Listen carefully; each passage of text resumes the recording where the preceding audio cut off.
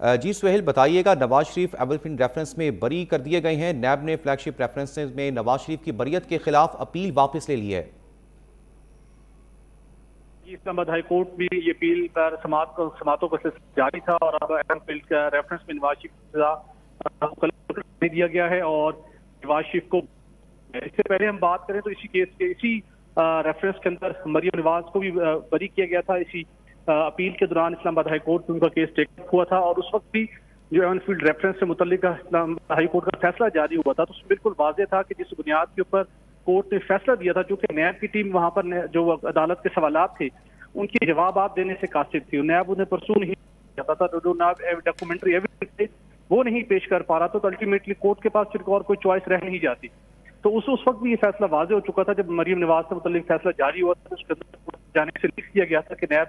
Corruption से मुतल्लिक जो इल्जाम है वो साबित करने में नाकाम रहा है। तो अभी भी उसका ये नविश्ता दिलासा सामने बिल्कुल नजर आ रहा था। अल्टीमेटली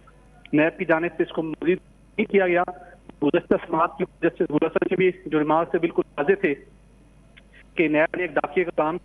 साथ साथ जो करप्शन के कुछ नहीं है तो फिर आमद से बनाने का सवाल कैसे पैदा होता है। तो ये सामने नजर आ रहा था, लेकिन एक बहुत बड़ा चैलेंज था मुस्लिम लीग नून के कायद के इस हवाले से जो वतन वापस लौटे थे, तो उसके बाद सबसे बड़ा यही चैलेंज था कि उनकी एवनफील्ड रेफरेंस और उसके साथ अल अज़ीज़िया रेफरेंस है, उसके अंदर उनकी सजा कलअदम होगी तो फिर ही वो अमली तौर के ऊपर सियासत की जानिब बढ़ सकते हैं। तो अब एक बहुत बड़ी रुकावट उनकी चीज हवाले से दूर हो गई है, चूंकि इस्लामाबाद हाई कोर्ट ने एवनफील्ड रेफरेंस से बरी कर दिया है। जी सुहेल, ये भी बताइएगा कि जिस तरह से अब ये फैसला सामने आया है तो इस तरह से लगता है कि अब नवाज शरीफ जो है वो सियासी सरगर्मियों में अब उनका जो अमल दखल है वो बरकरार रहेगा और फिर जो आइंदा इंतखाबात हैं उसके लिए भी राह हमवार हो गई है। देखिए, यकीनी तौर के ऊपर अगर हम सियासी सरगर्मियों की बात करें तो अभी भी उन्होंने मुख्तलिफ कन्वेंशन से और पोलिटिकल एक्टिविटीज का सिलसिला तो शुरू किया हुआ है, लेकिन असल जो सबसे बड़ा चैलेंज था कि आइंदा इलेक्शन में जो कि अब नॉमिनेशन पेपर फाइल करने का वक्त दिसंबर में सामने आ रहा है, उस मौके के ऊपर कोई भी कन्विक्टेड शख्स हो तो डेफिनेटली वो अहल नहीं होता कि वो अपने कागजात नामजदगी जमा करवा सके।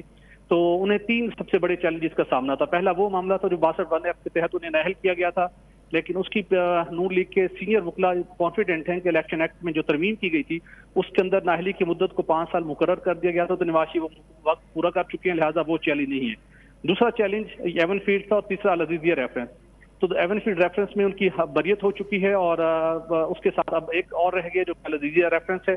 उसमें बरी होने के बाद उनके जो पोलिटिकल हवाले से उनकी जो लीगल उनकी एलिजिबिलिटी क्राइटेरिया है वो बिल्कुल क्लियर हो जाएगा और उसके बाद वो कागजात नामजदगी भी